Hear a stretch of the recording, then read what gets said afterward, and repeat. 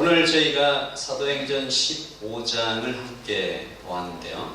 이 15장 바로 직전에 14장에서 바울이 아주 모든 고난을 당하는 장면이 있습니다. 돌에 맞죠.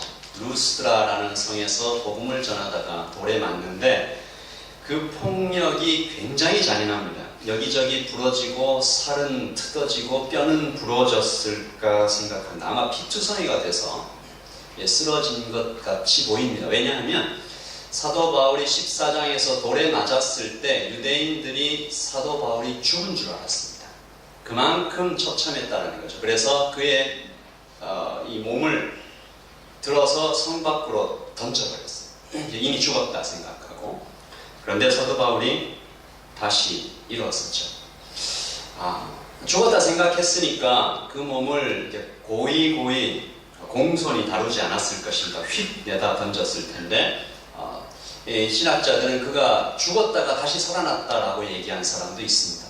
성령께서 다시 일으키셨고 그 다음 날 무엇을 하냐, 그렇게 두들겨 맞은 그 성으로 다시 들어가서 또 복음을 전하죠. 그리고는 그 다음 날 또 다른 성, 더베라는 성으로 복음을 전하러 길을 나섭니다. 한 신학자가 이 장면을 보고 하얀 눈이 쌓인 그 산길에 토끼가 피를 뚝뚝 흘리면서 지나가는 것 같다. 터벅터벅 진짜로 사도 바울이 피를 흘리며 걸어갔을까라는 상상도 하게 되는데요. 여러분, 그렇게 교회가 세워졌습니다. 그 피로 교회가 세워졌습니다. 그래서 우리가 여기 앉아 있습니다.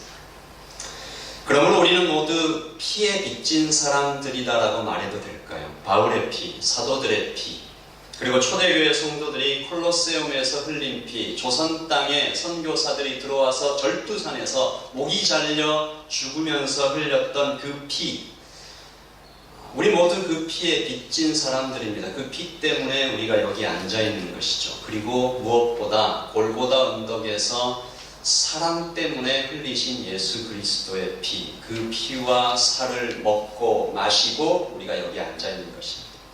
박총 전도사라는 분이 이런 말씀을 하셨습니다. 조금 지나친 비유가 있긴 하지만 한번 들어보십시오. 우리가 깨끗하고 위생적인 곳에서 안전하고 편안한 출산을 맡게 하려고 예수님 당신은 습기차고 말똥이 물 굴러다니는 마국간에서 태어나셨습니다. 제가 애를 넷이나 낳고 손수 탯줄을 끊어보니 당신의 탯줄은 대체 무엇으로 끊었을까? 그것이 늘 마음이 아픕니다. 우리 인생이 한낱 돈에 의해 팔려가지 않게 하려고 당신께서는 스스로 은 30개에 팔려가셨습니다. 그런데도 우리는 너무나 자주 조금 더 많은 연봉과 혜택에 자신을 팔아넘기곤 합니다. 저희를 용서하소서. 당신이 심한 채찍질로 너덜너덜해진 몸을 끌고 인류의 십자가를 지신 덕분에 우리가 건강한 몸으로 내 인생의 십자가만 지고 가면 됩니다.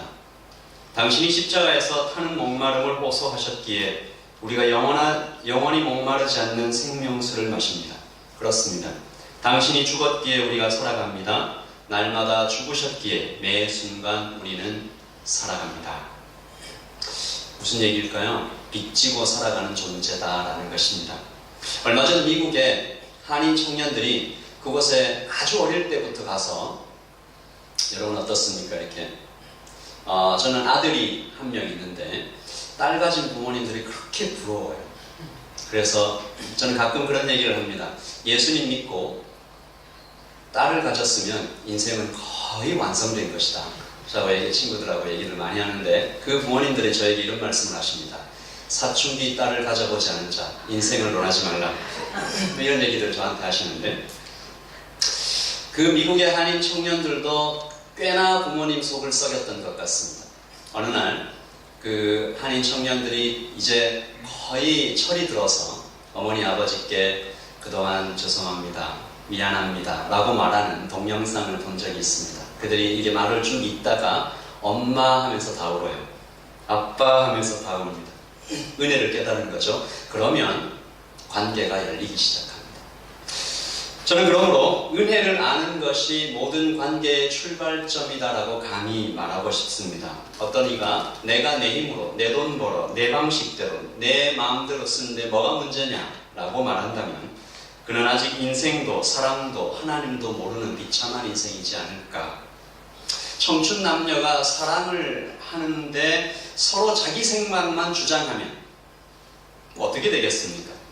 형제들이 함께 모였는데 내가 더 많이 가지려고 욕심을 부린다면 그 가족이 어떻게 행복하겠습니까?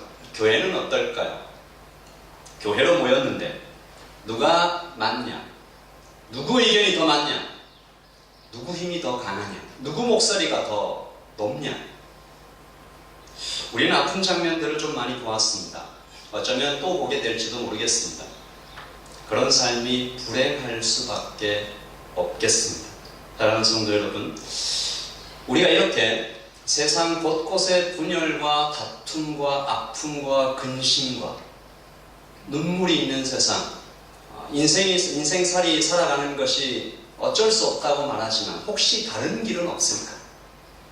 이기고지는 사각의 링 바깥으로 나가서 게임을 완전히 바꾸는 방법은 없을까? 싸우다 보면 둘 다 망합니다.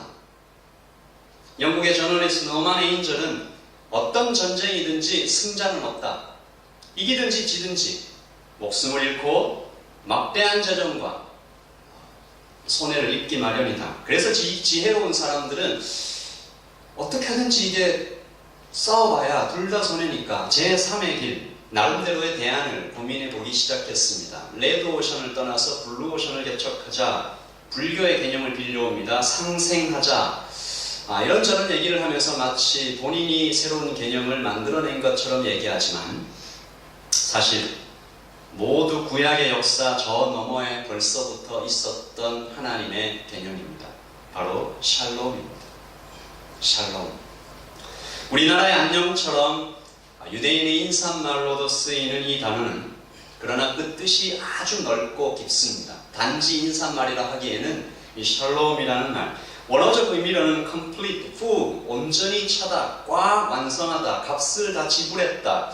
샬롬은 싸워서 뺏고 짓밟아서 내 것으로 만드는 팍스 로마나의 정신과 거의 정반대에 서 있습니다. 샬롬. 성경은 샬롬에 대한 많은 그림들을 보여줍니다. 에베소서에 가정이 나오죠. 어떤 가정입니까? 아내들은 남편을 주님 대하듯 사랑하고 순종하고 남편은 아내를 자기 목숨처럼 사랑하는 모습, 샬롬이 이루어집니다. 유무상통, 사도행전 2장에 나타난 모습이죠. 나누고 돌보며 하나님 앞에 다 같이 모여서 예배하는 그 장면, 샬롬이 이루어집니다. 그리고 오늘 사도행전 15장에 유대인과 이방인이 하나가 되는 장면에서 또다시 한번 샬롬이 이루어집니다. 우리는 구약에서 이사야서를 통해서 아주 그림처럼 그려진 샬롬을 봅니다. 노래도 하죠. 우리 주일학교 어린이들 다 가셨네. 독사굴에 어린이가 손 넣고 장난쳐도 울지 않는 그 천국의 모습. 어린 양과 염소가 표범과 이리가 함께 뒹구는 모습, 평화의 나라 샬롬. 우리 모두 다 꿈꿉니다. 예수님의 또 다른 이름이 The King of Shalom, 평화의 왕. 우리도 예수님을 따라 이 샬롬이 되기를, 샬롬을 전파하기를, 샬롬의 향기를 내기를, 어디를 가나 당신이 거하는 곳에 하나님의 평화가 임하게 하라. 여기 예단교회 성도님들 누구든지 어디에 거하든지 조그만 카페에 가서 거기에 혼자 앉아 있더라도 그곳에 평화가 깃들기를, 하나님께서 너는 복이다, 너에게로부터 복이 흘러간다 라고 얘기하실 때도 거기에는 샬롬의 의미가 담겨져 있는 것이죠. 바울과 바나바가 교회를 세웁니다. 안디옥 교회죠. 아주 멋지게 아름답게 잘 세워졌습니다. 안디옥 시민들이 그 교회에 이루어진 샬롬을 보고 깜짝 놀랍니다. 와, 어떻게 노예와 주인이 샬롬할 수 있을까? 저희 조선의 아주 그 초기 시대에도 그런 일이 있었죠. 한 교회를 세웁니다. 아주 거부가 교회를 세우는데 그 교회가 이렇게 점점 번창하다 보니까 이제 장로님을 뽑아야 되지 않습니까? 장로님으로 입후보를 쭉 합니다. 물론 그 교회를 세우는 일에 재정적인 도움을 많이 주신 그분도 그 부자 귀족도 선비님이죠. 네, 후보에 올라갑니다. 근데 놀라운 일은 그분의 종도 후보로 올라갔어요. 누가 됐겠습니까? 그분은 떨어지고 종이 되었습니다. 안 그랬으면 제가 이 얘기를 안 드리겠죠. 그래서 주변에서 다 말했습니다. 이제 그 교회는 끝났다. 주인은 떨어지고 종이 됐으니, 그러나 그 주인은 놀라운 선택을 합니다. 그분을 장로님이라고 스스로 부르시고 나중에는 그분을 일본으로 신학교에 보내시고 다시 모시고 와서 그 교회 목사님으로 세우고 평생 섬깁니다. 주변 사람들이 깜짝 놀랍니다. 신비롭다. 도대체 이곳은 어디인가? 안디옥 시민들은 그 신비로운 평화가 도대체 어디서 오나 물었습니다. 그리고 안디옥의 시민들은 대답했습니다. 그리스도. 그래서 안디옥의 시민들은 그 교회에서 예배하는 사람들을 보고 그리스도인이라고 불렀습니다. 마치 한국의 옛날 어른들이 교회 다니는 사람들 보고 뭐라고 불렀죠? 예수쟁이. 이것은 약간 낮춰 부르는 말입니다. 그리스도인도 마찬가지였습니다. 이상한 사람들, 찌르면 그리스도라고 말하는 사람들, 이게 좀 이상하다. 근데 안디옥의 교인들은 그 이름을 굉장히 영광스럽게 여겼습니다. 오늘 예담교회에도 이 신비로운 평화가, 샬롬이 여기 이 공간에, 여러분의 가정에, 사업터에 모든 거주하시는 그 순간순간에 임하시기를 예수님의 이름으로 축복합니다. 아멘. 아멘. 아멘. 우리는 말씀을 통해 샬롬으로 회복되는 교회를 꿈꾸고 어떻게 하면 다시 솟아오를 수 있을까? 그 소망을 함께 나누어 보기를 원합니다. 먼저 샬롬이 아닌 것을 좀 먼저 얘기해 보죠. 먼저 첫 번째입니다. 같이 읽어보죠. 시작. 본질을 놓치고 비본질의 힘을 쓸 때 샬롬은 깨집니다. 본질은 예수 그리스도이십니다. 비본질은 본질, 즉 예수 그리스도께서 잘 드러나실 수 있도록 돕는 여러 가지 것입니다. 문화, 행동, 관습, 예식, 우리가 지금 예배하고 있는 이 형식도 비본질이라 할 수 있습니다. 물론 이 비본질이 꼭 나쁘다고는 볼 수 없습니다. 그러나 이것이 상황에 따라 유익하고 도움이 될 수 있지만 이것이 지나치면, 본질과 비본질이 뒤바뀌면 아주 위험한 일이 일어납니다. 안디옥 교회에 그런 일이 일어났습니다. 어떤 사람들이 유대로부터 내려와서 형제들을 가르치되 너희가 모세의 법대로 할례를 받지 아니하면 능히 구원을 받지 못하리라 하니. 같이 읽어보죠. 2절 시작. 바울과 및 바나바와 그들 사이에 적지 아니한 다툼과 변론이 일어난지라. 여기까지 읽겠습니다. 예루살렘에서 무리가 내려와서 이 귀한 분들이 내려왔으니까 교회가 영접을 정성껏 했죠. 전문가들입니다. 신학자들입니다. 구약학자입니다. 바리새파 유대인들. 앞에 서서 이렇게 딱 가르치니까 위험도 있고 쓰는 단어도 아주 고상하시고. 그런데 뭐라고 하십니까? 이방인 여러분, 여러분이 예수 그리스도를 믿고 하나님 나라의 백성이 되신 것을 정말 축하합니다. 그런데 한 가지 여러분이 몰랐던 중요한 사실 하나가 있습니다. 여기 계신 사도들이 안 가르쳐 주셨나 보죠.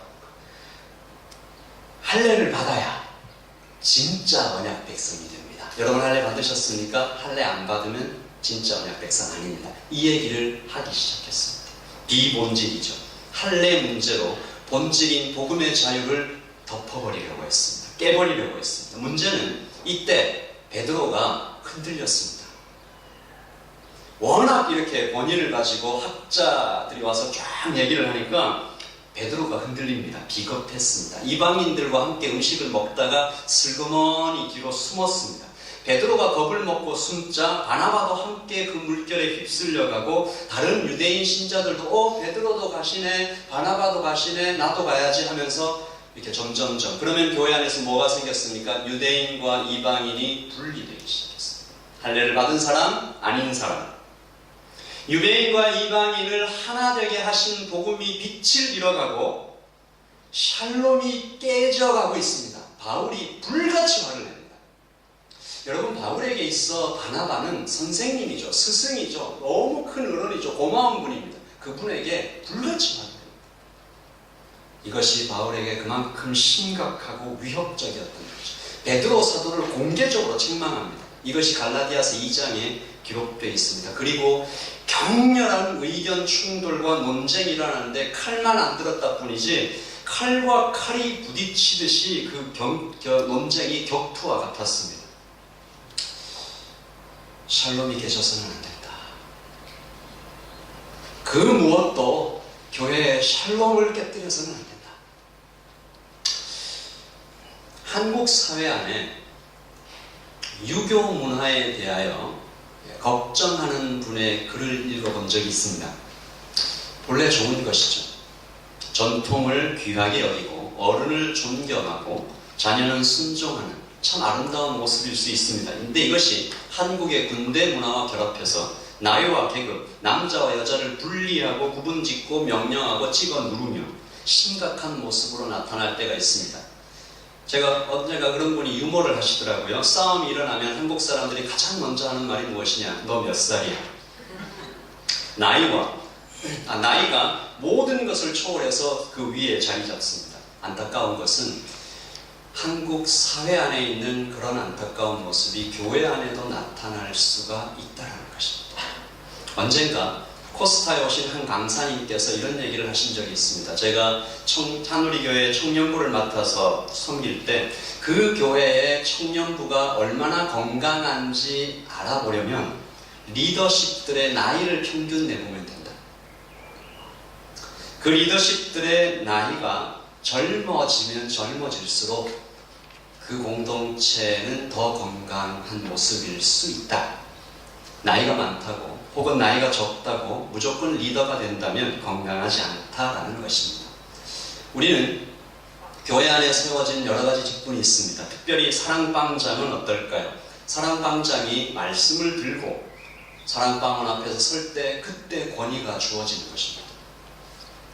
나이 많다고 성경 지식이 많다고 세움받은 사랑방장의 권위를 무시하는 것은 교회 안에서 용납될 수 없는 일입니다. 그러면 샬롬이 깨집니다.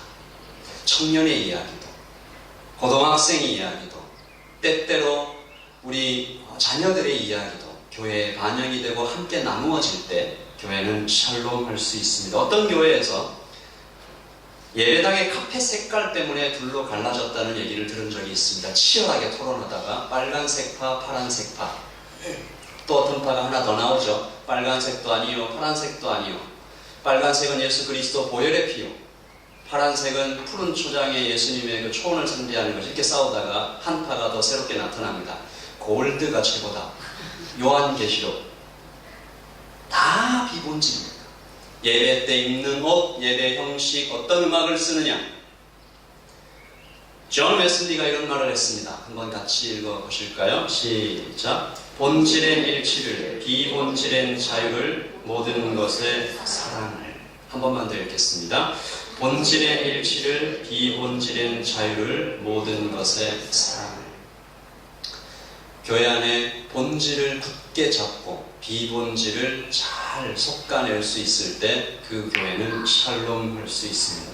두 번째입니다. 같이 읽어보죠. 시작. 샬롬은 우리가 형제다 할 때 지켜집니다.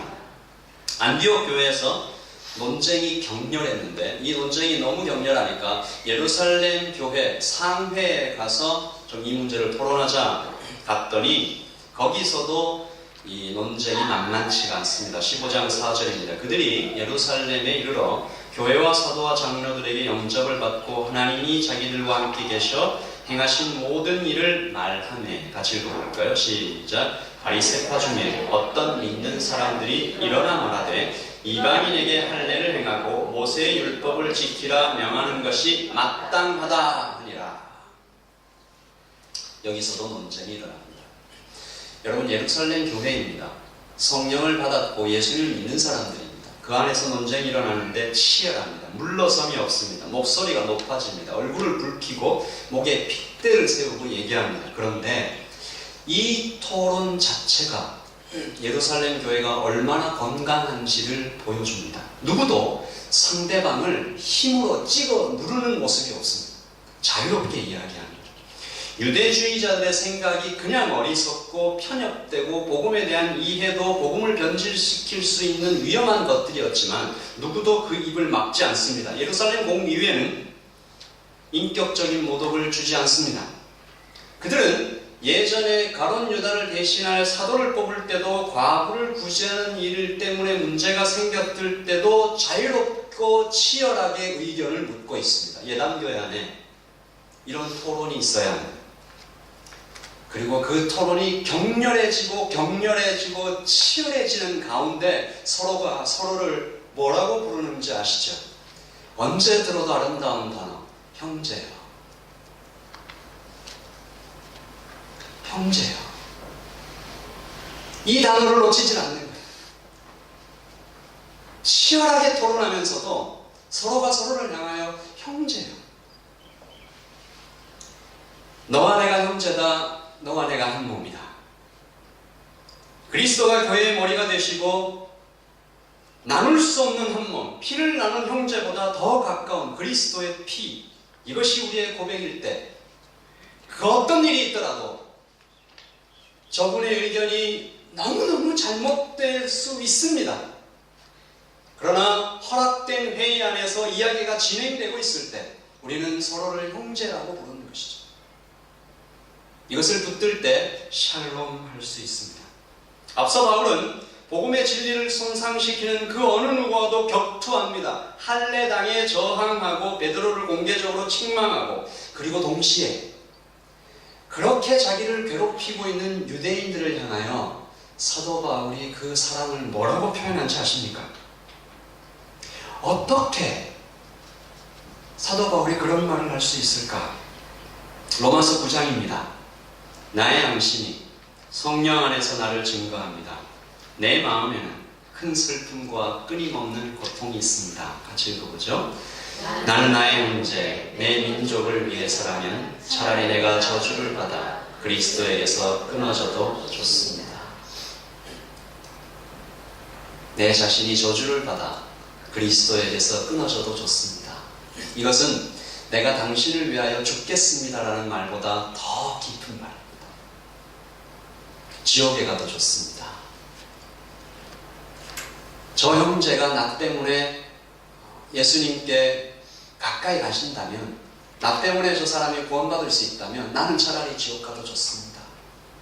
제가 한국에 있을 때 CCC라는 선교단체에서 일을 한 적이 있습니다.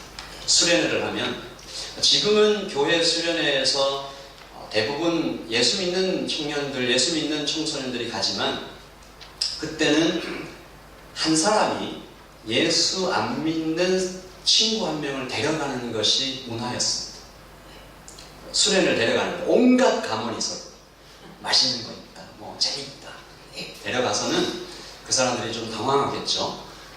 이런저런 그래도 계속 이렇게 좀 붙잡다가 이런저런 프로그램을 하고 저녁에는 데려온 불신자들은 여기 앉아서 말씀을 듣고 그 친구들을 데려온 사람들은 다른 방에 가서 기도합니다.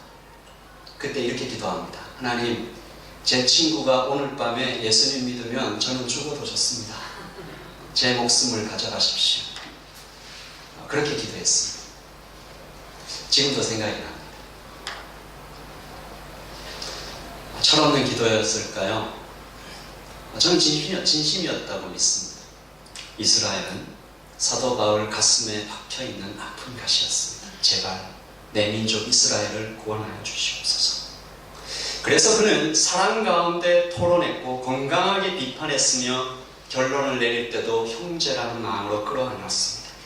사람들이 조언하면 야고보의 제안을 받아들이기도 하고 디모데에게 할례를 주기도 합니다. 루터는 바울은 믿음에서 강하고 사랑에서 부드러웠다. 믿음에 관하여는 불굴의 존재가 되어야 했고 할 수만 있다면 강철보다 더 단단했으나 마음을 울리는 사랑에 대하여는 부드럽고 갈대나 바람에 흔들리는 잎새보다 더 유연하며 모든 것에 양보할 준비가 되어 있었다. 존 뉴턴은 바울은 비본질적인 것에 대하여는 갈대와 같았으나 본질적인 것에 대하여는 철기둥이었다. 여러분, 우리 모두가 바울과 예수님을 닮아가는 공동체입니다. 초대교회 닮고 싶습니다. 그들 안에 있는 예수 그리스도 닮고 싶습니다. 그 어떤 전통과 문화에도 얽매이지 않으시고 죄인과 세리들과 함께 어울려 춤추고 노래하시기도 하셨던 분, 자신을 못 박는 자들에게도 그도 하나님의 자녀다 용서하여 주시옵소서 기도할 줄 알았던 분, 그 사랑이 있으셨기에 바리새인들에게도 제사장들에게도, 저는 예수님 십자가 못 박히시는 장면 중에 참 이렇게 손목에 못을 박는 로마 병정보다도 제 마음에 더 다가오는 것은 뺨 때리는 사람들. 저는 그게 참 마음에 와닿아. 이게 아프더라고요. 예수님한테 뺨을 때리면서 이렇게 얘기하잖아요. 네가 감히 대제사장 앞에서 머리를 드느냐. 뺨을 때리는데 그걸 예수님 묵묵히 맞으시죠. 그러면서 마지막 기도로 주님, 저들도 사랑해 주십시오. 우리는 오늘 예단교회 안에서 너와 나는 형제다. 우리가 차마 바울처럼 내가 저를 위하여 죽겠다라는 기도 차마 못 드린다 할지라도 우리는 사랑 안에서 비판하고 있는지, 비본질에 묶여 본질을 잃어버리지는 않는지, 우리의 가슴과 우리의 머릿속에 너와 나는 형제다라는 단어가 사라져버리지는 않았는지 기도해 보는 것입니다. 3번입니다. 같이 읽어보죠. 시작. 값없이 주신 은혜를 아는 사람은 샬롬을 누릴 수 있습니다. 처음에 말씀드렸듯이 은혜를 아는 사람이 관계에 자유할 수 있습니다. 예루살렘 교회의 경론이 거의 끝날 때쯤에 베드로 사도가 일어나서 말합니다. 하나님께서 믿음으로 그들의 마음을 깨끗하게 하사 그들이나 우리나 차별이 없게 하셨느니라. 같이 읽어보죠. 시작. 그런데 지금 너희가 어찌하여 하나님을 시험하여 우리 조상과 우리도 능히 매지 못하던 멍에를 제자들의 목에 두려느냐. 그러나 우리는 그들이 우리와 동일하게 주 예수의 은혜로 구원받는 줄을 믿노라 하니라. 너희는 어찌하여 너도 나도 매지 못하던 멍에를 매려고 하느냐. 뭡니까? 율법입니다. 지킬 수 없어요. 세상에 그 누구도 율법을 완전히 지키는 사람이 없다. 너도 못 지켰고 나도 못 지켰는데 어찌하여 저 형제에게 지우려고 하느냐. 우리 모두 행위로 구원받은 거 아니지 않느냐. 우리 모두 은혜로 구원받았잖아. 이것이 베드로의 인생 처음 밑바닥에서부터 치밀어 오는 고백입니다. 여러분, 베드로의 인생을 아시죠? 베드로는 예수님께서 돌아가시기 직전에 내가 죽을지언정 떠나지 않겠습니다라고 목소리 높였던 사람입니다. 네가 3번 다 굴기 전에 나를 버리리라 하셨던 예수님의 말씀 앞에 자신만만했던 사람입니다. 닭이 3번째 울 때, 그가 3번 부인했을 때, 처음에는 부인하고 그 다음엔 저주하고, 예수님의 눈과 베드로의 눈이 딱 마주치 밖에 나가서 대성통곡을 하죠. 그랬던 사람입니다. 그러므로 그의 고백은 우리가 모두 은혜로 구원받은 사람이 아니냐. 너도 그랬고 나도 그렇지 않느냐. 복음의 가장 핵심적인 고백입니다. 바리새파 유대인들의 거짓말이 탄로나는 순간입니다. 지금까지 목에 핏대를 울리며 이방인을 향해 손가락질을 하던 그 모든 손들이 부끄러워지는 순간입니다. 1만 달란트 빚진 자가 있었습니다. 지금 돈으로 치면 약 60억 달러. 왕께서 너무 불쌍하니까 이거 갚을 수가 없으니까 그 빚을 다 없애주셨습니다. 그런데 이 사람이 나가서 10,000불도 안 되는 돈을 빌린 사람을 잡고 목을 조르며 감옥에 넣어버립니다. 어마어마한 은혜를 생각하지 않고 내게 빚진 사람을 찍어 누르는 그가 하나님께 받을 심판은 자명합니다. 우리는 얼마나 자주 베드로의 말에 담긴 그 은혜의 선언을 잊어버립니까? 나는 저 사람과는 함께 할 수가 없어.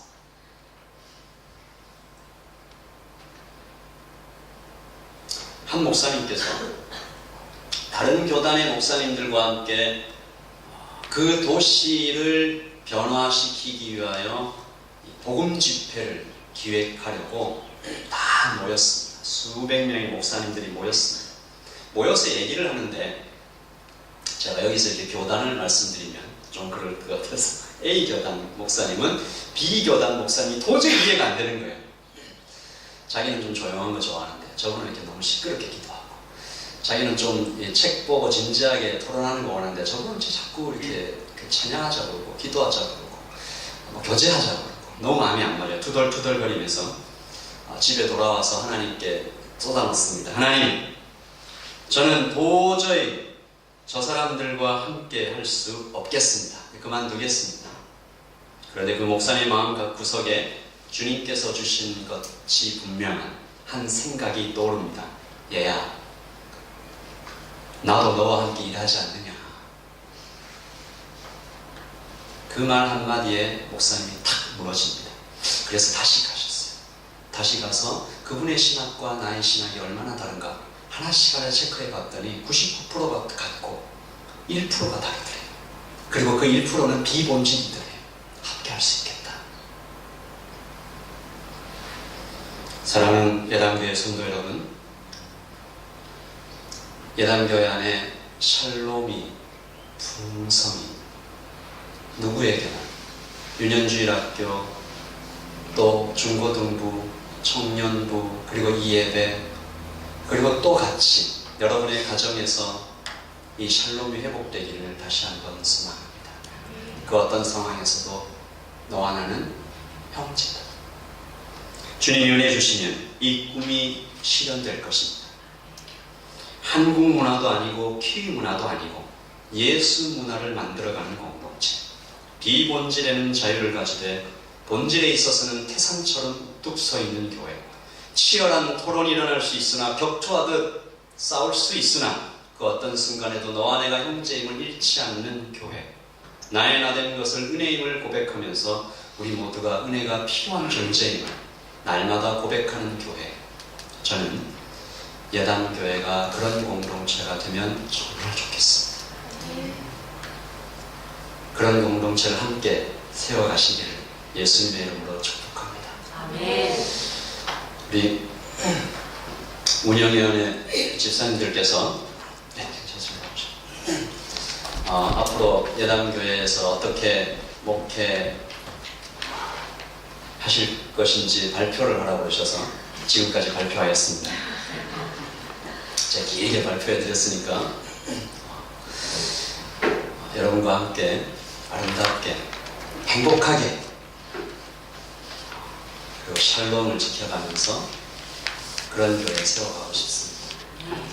주님이 은혜 주셔야 가능하고 우리 성도님들이 정말 매일 매 순간 함께 기도해 주셔야 이것이 가능합니다. 서로 손을 뜨겁게 붙잡고 너와 내가 한 형제임을 결코 잃지 않는 예수님을 닮은 교회, 닮아가는 교회, 닮아가게 하실 교회, 그런 교회 되기를 다시 한번 축복합니다. 우리 같이 한번 찬양하시죠.